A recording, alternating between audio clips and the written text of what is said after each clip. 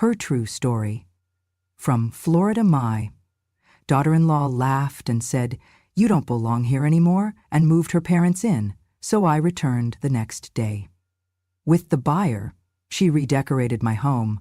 I erased her name from the deed. "You're nothing but dead weight and we've had enough. I'm moving my parents in, so pack your things and get out." My daughter-in-law's voice sliced through the air like the slap she probably wished she could have given me. She stood in the center of the kitchen with one manicured hand on her hip, the other pointing toward the hallway. "And don't act surprised, you've been freeloading for long enough." I blinked, unsure if I had heard correctly. "Freeloading?" I managed to whisper, the word catching on the edge of my dry throat. She stepped closer, a cruel smile playing at the corner of her mouth. "You should understand, you've served your purpose, you're done here." I didn't move. I didn't raise my voice.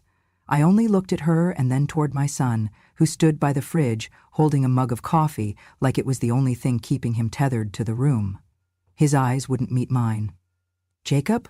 I asked softly, but he said nothing, not even a shrug, just turned slightly so I couldn't see his face. And that was when she spat, yes, spat, right onto my chest. It landed on the collar of my blouse, a blouse I had ironed just this morning. She laughed. "That's about what your worth is now, Granny." I gasped, and for a moment my hand hovered near my chest, like it could wipe away not just the spit, but the humiliation burning through my skin. But I didn't cry. I reached for my suitcase, the one I always kept half-packed, just in case we ever had to evacuate for hurricanes. Florida's funny that way. One day it's paradise, the next it's blowing you away. My hands trembled as I zipped it shut. I could hear her on the phone in the other room. "Yes, Mom, we'll have your room ready. Don't worry, the old lady's finally leaving." My legs felt like they were made of stone. Every step toward the front door was an act of will, not movement. I felt like I was dragging the weight of my own grave behind me. I stood on the porch as the sun began to dip low, casting golden shadows on the boards I had helped paint last summer.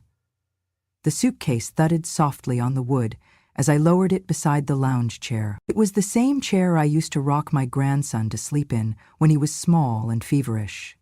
Now, I was the one who felt sick. "No room left in the house," she had said. "Every space taken." Her parents needed comfort. I was an inconvenience. I sat down slowly, feeling each joint creak like the rusted hinges of the porch gate. The air smelled like jasmine. That was my plant. I had raised it from a sprig no bigger than a pinky. I looked back at the door, half expecting it to open, half hoping my son would come out and say this was all a mistake. He never did. Instead, I heard laughter. Hers. And then the blinds shut. The mosquitoes started to bite as twilight settled in. I wrapped my arms around myself, the thin cardigan I wore no match for the Florida chill that comes when you least expect it. I didn't sleep that night. I rested, but not like someone who had peace, like someone trying to remember what peace once felt like. I thought about my husband. He had passed 5 years earlier, a quiet man with strong hands and a gentle heart. I wondered what he would have said. Probably nothing. He was like me that way. We weren't yellers, we endured. Until we didn't. Around 2 in the morning, I stood and walked the perimeter of the porch. I touched the column where my grandson had drawn a smiley face in crayon years ago, still faintly visible. I walked to the side garden. My roses were blooming again, though nobody had pruned them since me. I bent down and picked one, a single bloom, red, velvet. I sat again and held it, like it could remind me who I was. Not a burden, not a dead weight, not a placeholder for someone else's in-laws. I was the woman who paid the first down payment on this house. I was the one who suggested that wall be knocked down to open the kitchen. I was the one who stayed up with a crying baby while my daughter-in-law got her nails done or went to yoga. I was the one who remembered birthdays, who sent cards, who made sure no one ever came home to an empty table, and now I was sleeping on the porch. Because there was no room left. That morning, just before dawn, I walked down the steps and stood in the driveway. The dew had gathered on my sandals. I looked at the windows of the house, my house still legally mine in more ways than they knew, and I made a decision. Not out of anger, out of clarity, because I may have slept outside like a stray dog, but I still remembered where the leash was, and the key, and the deed, and the name that was still on it. Mine. They didn't know what was coming, but I did. Because when you've been told you don't belong in your own home, there's only one thing left to do: remind them who gave it to them in the first place. It started with a dream. Not mine, at least not at first. It was Jacob's dream, and I remember the day he sat across from me in the tiny screened-in porch of my retirement condo and said, "Mom, we're thinking of building a house, something permanent, a home where the kids can grow up and stay grounded." I had just poured him a glass of sweet tea. The ice clinked in the glass as he spoke. I looked at his eyes, hopeful, bright, and I saw the boy who used to bring me dandelions and call them roses. I smiled. "Tell me what you're imagining." They wanted something spacious, airy, room for the kids, room for visitors, a wraparound porch, an open kitchen, a garden, a home with light and warmth and future. And I, old as I was, 73 at the time, had savings from my years as a dental assistant and the modest sale of my little retirement condo. "I'll help," I said. He hesitated. "Mom, I didn't mean—" "I know," I said, "but you're building a legacy. I'd be proud to be a part of it." And I meant it, so I signed over the condo, took that check and deposited it into the joint account Jacob had set up for the build. "You'll always have a room," he promised. "You'll be part of the home, Mom. This is for all of us." His wife, Camilla, smiled politely then, said thank you, and suggested I could design the garden if I wanted. I did more than that. I helped pick the tile for the kitchen, sea glass blue that reminded me of the Gulf. I found the perfect local carpenter who hand-laid the wooden floors, plank by plank, just like my father once did. I stood in the July heat helping lay bricks for the flower beds, even when my hands ached so badly I could barely lift my coffee the next morning. When the roof beams went up, I stood in the shade and wept, not because of the beauty of the home, though it was beautiful, but because it was mine too. Not legally, maybe, but in blood, in intention. When the nursery was painted, I hung a framed cross-stitch I had made years ago that said, "This house shall hold love." I had it embroidered for my own wedding. It followed me everywhere. They let me place it above the rocking chair in the corner, next to the window. And when the baby was born, my granddaughter, Lily, they named the second guest room after me, Granny's room, they said. I believed I would grow old there, that we would have Sunday suppers and weekday movie nights, that when I was too frail to travel, my home would be the place everyone came to. But slowly, like a trickle before a flood, things began to shift. It started when Camilla's parents began visiting more often. They were loud, demanding. "Why doesn't this room have blackout curtains?" her mother once said, frowning at the guest room. Then came the suggestion that I move my things into the basement, to make room for the in-laws when they visit. That was the beginning. The cross-stitch disappeared from the nursery. The Granny's room label was quietly removed from the door. My framed family photos were taken down from the hallway wall. When I asked, Camilla smiled. "Oh, we're just redecorating. Don't worry, we'll find a special place for your things." They never did. I began eating alone in the sunroom. They claimed it was easier to manage the kids without too many adults crowding the table. I was no longer consulted about house repairs or groceries. Once, I offered to bake cookies for Lily's birthday. Camilla said, "We ordered from Whole Foods, but you can help wash up afterward if you want." And suddenly, the dream house I helped build, the one I gave my retirement for, became a place where I was treated like a ghost. Not hated, not shouted at, just quietly erased. Until one day I stood in the garden, my garden, and realized I had not touched a single plant in 3 months. Camilla's mother had hired a landscaper. "Let's get some real design going," she had said with a laugh. I watched him pull up the lavender I had raised from seed, and that was the moment I realized this house I helped build was no longer mine, not even a little. I was no longer part of the foundation. I was the unwanted reminder of how it got started. The legacy I dreamed of was not it was leverage. And I was no longer needed. They had the house, but they forgot I still had the land. It happened slowly at first, like paint drying in the sun, barely noticeable until you glance back and realize everything has changed. It began with the walls. One Friday morning, I woke to the sound of scraping and scraping upstairs. I leaned over the balcony, and there she was, my daughter-in-law, Camilla, standing on a stool with a paint roller in hand, slathering over the soft sage walls we had chosen, together with a bold eggshell white. The sage felt warm, inviting, what I had chosen, and she was erasing it. I wanted to stop her, say, that was my pick, but I paused. Instead, I whispered, it looks brighter.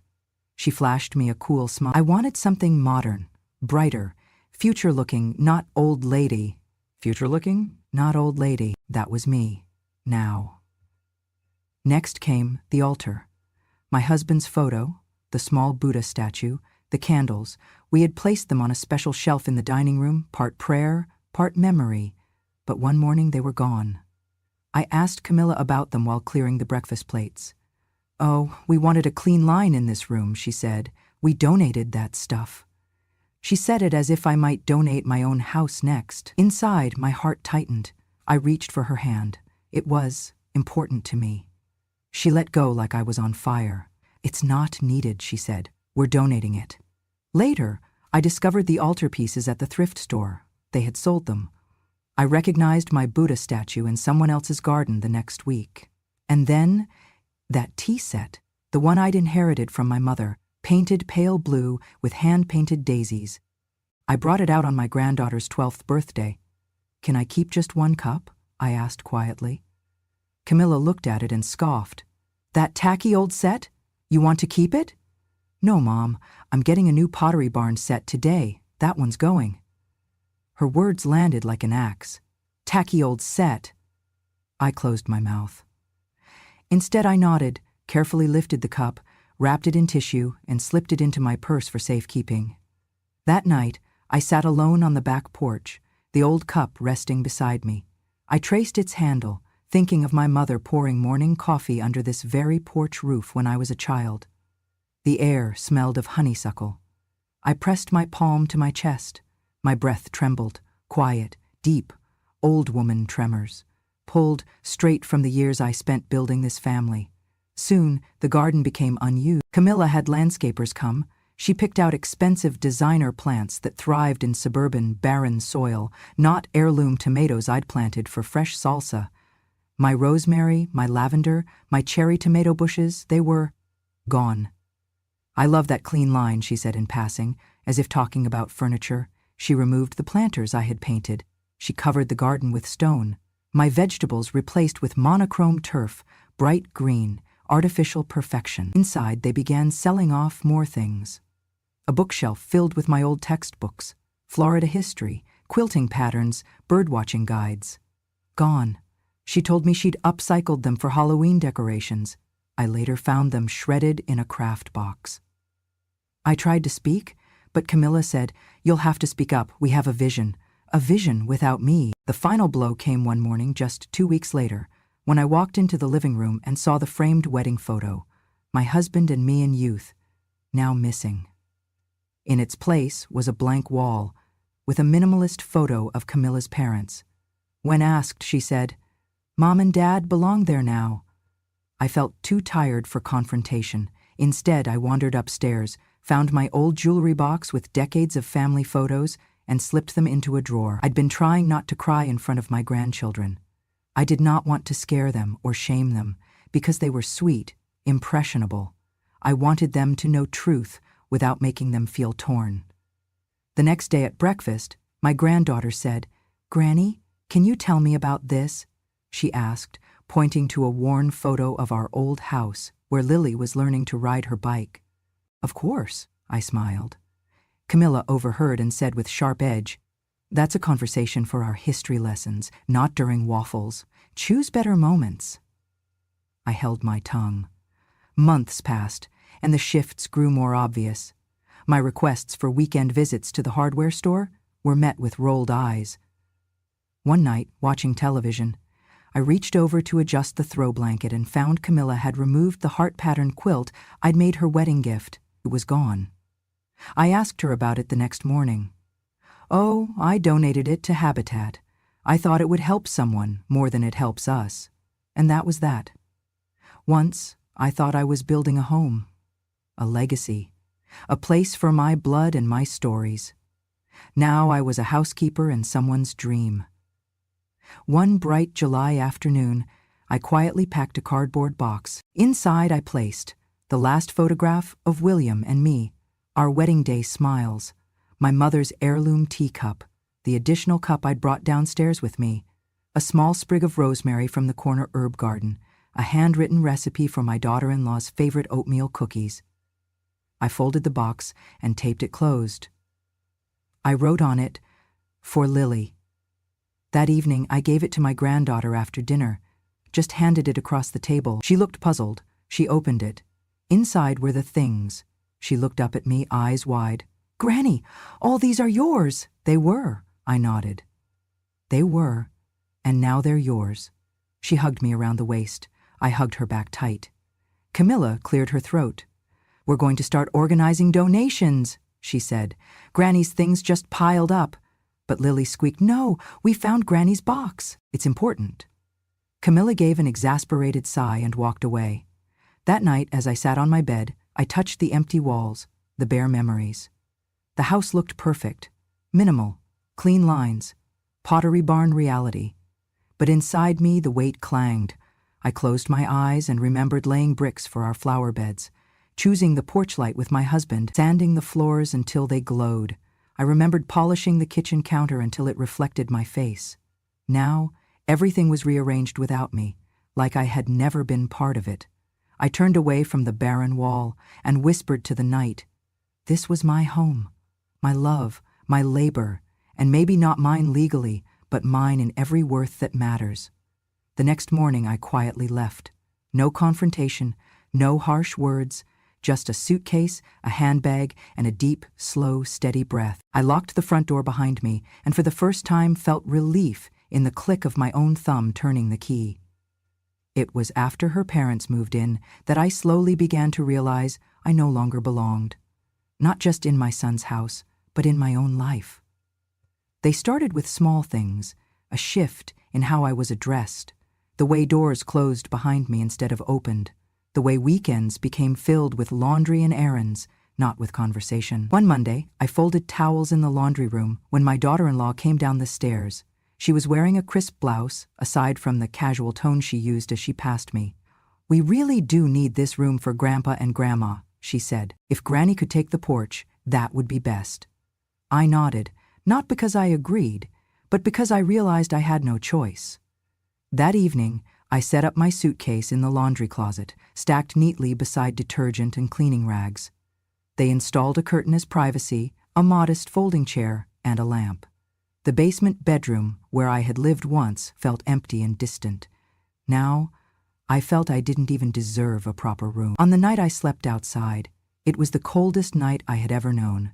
Florida winters are mild, so mild that you never expect December to feel like the breath of an exhale, but the air settled like glass through the empty spaces of the house.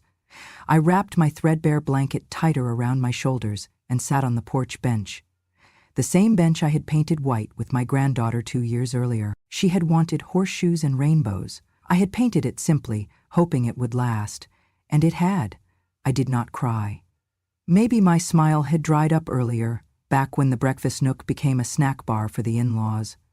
Maybe it had gone missing when my picture disappeared from the living room wall. I just sat. The night sky above me was dark, the porch light glowed weakly, but it was enough. I thought of my husband, the way he used to walk me out to this porch, call me his moonbeam, and sit with me as the clock ticked after midnight. I thought of my grandchildren, the way they built pillow forts under this roof, the smell of hot cocoa on cold mornings. I thought of the erosion, piece by piece, of my place in their lives, not because they had begun to dislike me, but because they had decided I was no longer useful. A whisper came through the screen, a neighbor's cat perhaps. I drew the blanket tighter and listened to the rhythm of the night. leaves rattling, the distant hum of a car, the crackle of radio static drifting from a nearby yard. I tried to sleep. Cobbled dreams of home flickered in my mind. Home, not a house. Home meant warmth, meant belonging, meant being more than an accessory. I drifted into a half-sleep around midnight. The cold seeped into my bones. My younger body would have laughed at weather like this, but this older body felt it unlisted in her description. I woke around 2, shivering. Everything ached, the bones in my shoulders, my spine, my knees. I hugged myself tightly, rocking slightly to emulate a hug, a failed attempt until I just stayed still. By 3, I felt the first moisture of tears on my cheek, but I didn't let them fall. I closed my eyes and whispered, "Mama, I did my best." The night wound on, long and slow, longer than any hurricane watch I had weathered. It was as though time had stretched itself deliberately just to watch me sit there and stay. Morning came, very low and hazy, mist wrapping the yard in wool. I opened my eyes to that soft light, gray as ash, filled with a quiet that no longer demanded my eyes stay open. I stood. My body trembled with chills, my suitcase still at my feet. I picked it up. No tears, just a shudder of bones. I walked across the porch and looked back one last time. The door I had locked the night before, the one I thought I had lost, felt like a ghost echo of a life that was once mine. I did not speak. I did not cry. I only walked. I stepped off the porch, the gravel crunching under my slippers. I did not look back again. The air smelled cold. It tasted clear. I carried with me the echoes of every Sunday dinner, every birthday wish, every whispered bedtime blessing, and I carried a certainty. My place was no longer in this house. But somewhere else, someone would need me, and I would find them. It was a quiet Tuesday morning when I decided to go through the old files I had stored in the bottom of my suitcase. I had kept them tucked away just in case. The zipper stuck a little, the metal catching on fabric, but I finally pulled it open. There, beneath folded sweaters and 2 photo albums, lay the folder, labeled in my late husband's handwriting, Property, Florida, 2006. My heart beat a little faster. I opened it gently. The pages were yellowing, but the ink still spoke clearly. The land deed, the purchase agreement, my name on every line. The land, where the house stood, was entirely, indisputably mine. I scanned every document twice. Nowhere had I relinquished my ownership. Nowhere had I signed it over. My name was listed as a sole proprietor. The house, Camilla's prized, redecorated, sterilized house, had been built atop land that never belonged to her. Not in name, not in law, not in right. They had never transferred the land title, never applied for a formal separation of lot and structure. They had assumed that because I was quiet, I was powerless. But that land had always been mine, and suddenly the silence I had carried with me took on a new tone. Not weakness, but strategy. I sat back in my chair, let the Florida sun warm my lap, and allowed myself, for the first time in weeks, to smile. Not a bitter smile, not even vengeful, a smile of recognition, a smile of return. I made one phone call to Harold Jennings, an old friend from high school. We had lost touch after graduation, but he had stayed in Florida, made a name for himself in real estate development. I still had his number, tucked in the back of an address book I used more out of habit than need. He answered on the second ring. "Ruth? Ruth Hamilton? From Roosevelt High?" "Yes," I said, laughing at how startled he sounded. "I still remember your handwriting on the yearbook." We talked for 10 minutes, not about the past, but about the present. I told him I needed someone I could trust. I told him what had happened. I told him the house wasn't on the market, but the land was. Harold asked for the address and parcel number. I had it ready. He promised to run a valuation and get back to me by Friday. I didn't mention a word to my son or Camilla. Not when I passed them in the hallway. Not when I overheard her on the phone telling a friend they were planning to build a gazebo for her parents' anniversary. Not when she moved the rose bushes I had planted, ripping them out like weeds. No. I waited. Quiet as breath. That week Harold came by. He wore a brown suit and carried a small leather folio. We sat at a diner not far from the property. He was careful, respectful, not wanting to draw attention. After coffee and pie, he opened the folder and showed me the appraisal. Well over market value, he said, because of the location. And because there's interest. I raised an eyebrow. Already? He smiled. I told 1 or 2 people. One made an offer. Cash. Immediate. I stared down at the number. I didn't gasp. I didn't shake. I simply nodded. Let's accept it, I said. Harold paused. And your family? They'll find out soon enough, I said. They told me I didn't belong. Now I'll help them mean it. I signed the papers that day. Ownership was never about noise. It was about the quiet strength of a woman who had been underestimated too long. And the land, my land, was ready to speak for me. The next morning, I put on my best blue blouse, the one with pearl buttons, and pressed my hair into soft curls. I wore lipstick, too, a soft red. Dignity, even in endings. I met Harold and the buyer at the edge of the driveway. He held a leather portfolio. She, a young woman in her 30s, carried a clipboard and we walked up the porch steps together. Camilla opened the door, her phone in one hand, a coffee in the other. Her eyes scanned me from head to toe, then flicked toward Harold and the woman. "What's going on?" she asked. I stepped inside without asking. Harold followed, nodding politely. "We're here for the final walkthrough." Camilla blinked. "Final what?"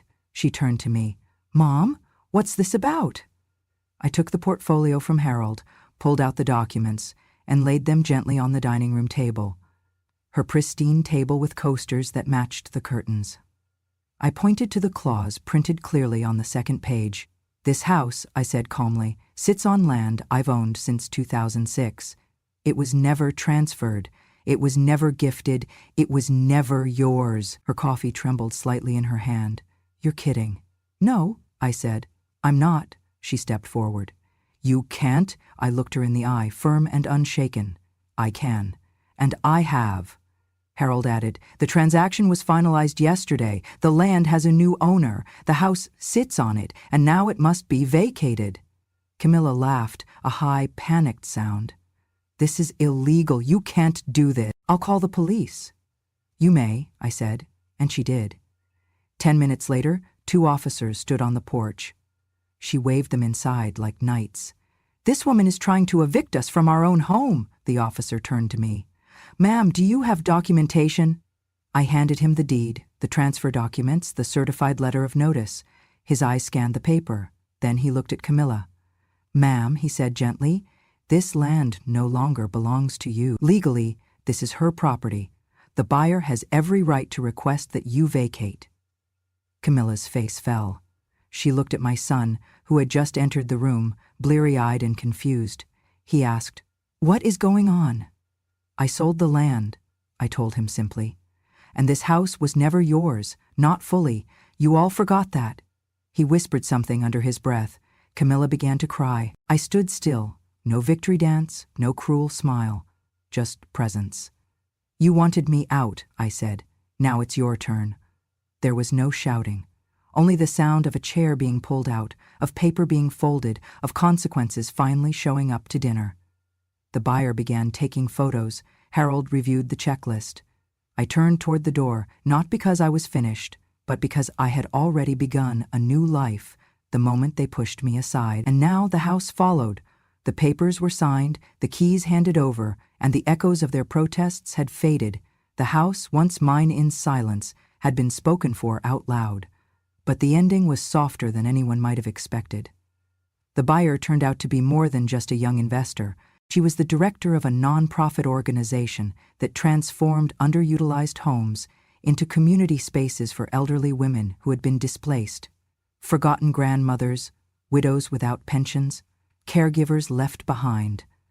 The name of her group was Havenhearth, and their mission was exactly what I had needed months ago, to make sure no older woman ever had to sleep on a porch again. When she looked me in the eye that day and said, "We would love to have you stay, Ms. Hamilton, as an honorary advisor, someone to help us shape the space," I felt the sting of the offer, not because it hurt, but because it was kind. Kindness in the ruins of cruelty feels almost foreign. I thanked her, gently, and declined.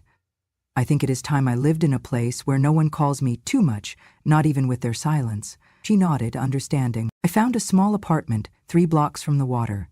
It was nothing grand, just 2 rooms, a little balcony, and a patch of sunlight that hit the east wall every morning like a kiss.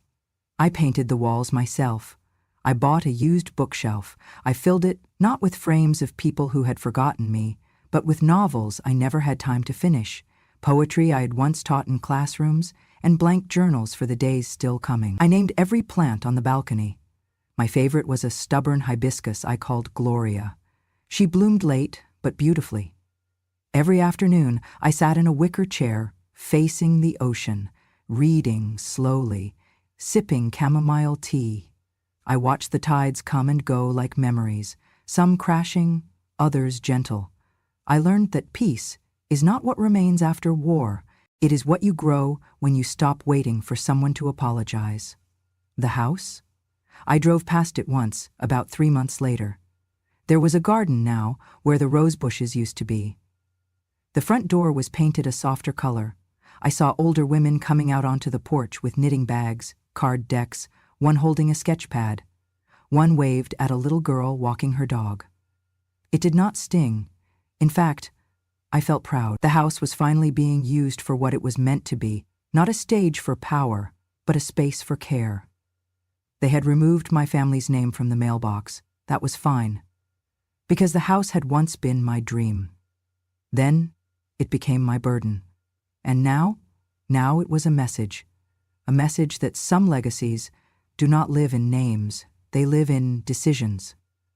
I left behind no framed portraits, no embroidered pillows, no heirlooms nailed to the walls. I left behind a lesson, a quiet, firm one. If you choose to forget who built the foundation, do not be surprised when it disappears from under your feet.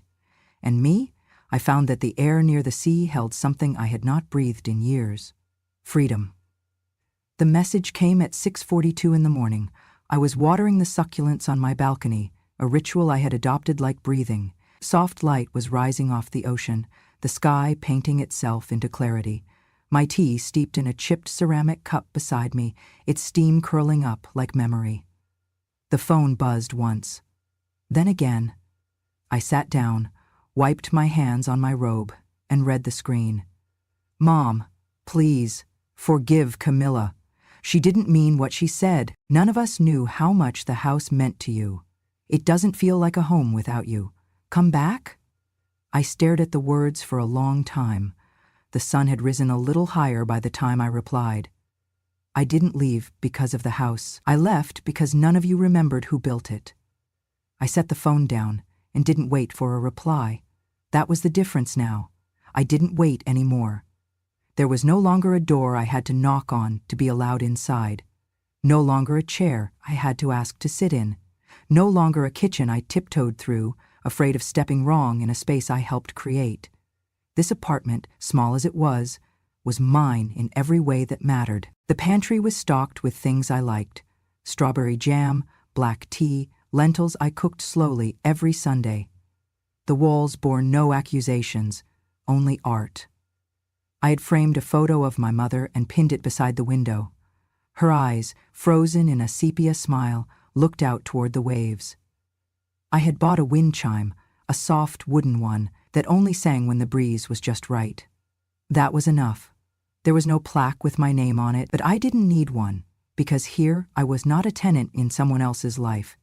Here I belonged without asking.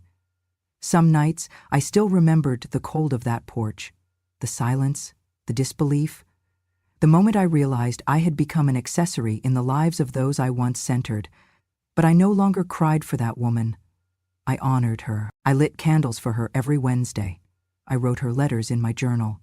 I thanked her for staying silent when silence was the only shield she had, and I thanked her even more for finally speaking, with action, with law, with grace. A neighbor visited one afternoon. Her name was Marlene. She was 72, wore headscarves with sequins, and smelled like cinnamon. "You always sit out here with that little smile," she said. "What are you thinking about?" I smiled at her. "I'm thinking about the way peace feels when you no longer need someone to hand it to you." She nodded slowly. "So you made it to the other side, huh?" "I did," I said. She reached for my hand. We held it for a while without talking, and in that stillness I realized something no courtroom, no signature, no eviction could have taught me. Belonging isn't granted. It's claimed. And once claimed, it doesn't have to be defended, not with anger, not with begging, just with presence. That night, I poured myself a glass of lemonade, walked barefoot to the edge of the balcony, and whispered a thank you to the wind. Not to my son, not to Camilla, but to the girl I used to be. The one who bought that plot of land with hope. The one who raised a son with faith. The one who stood in the middle of a house she'd paid for and was told she stayed standing. And now, she sat watching the ocean, tea in hand, with no doors left to knock on, just the wide, open air. And her name, finally, spoken only by herself, without shame. If you've listened this far, I want to thank you. Not just for hearing my story, but for holding space for it. Too often, women like me, mothers, grandmothers, caregivers, are only remembered for what we gave, not for what we lost, not for what we learned, and certainly not for how we rose after the world decided we were no longer needed. But let me tell you something. There is no expiration date on dignity, no age limit on truth, and no one, not a husband, not a child, not a daughter-in-law, gets to rewrite your worth. If this story reminded you of someone you know or someone you used to be, please don't keep it to yourself. Share it. And if you want more real stories from women who've lived, lost, endured, and remembered, stories that don't shout, but stay, then I invite you to subscribe to this channel. This is Grandma True Stories, where silence becomes strength, memory becomes justice, and every story is told the way it was meant to be told, from the front porch of truth. So hit that subscribe button, turn on the notifications, and come sit with me again sometime. Until then, remember this. You don't have to knock to belong in your own life. And revenge? Well, sometimes it comes wrapped in peace, sealed with a deed, and delivered with a smile. I'll see you next time.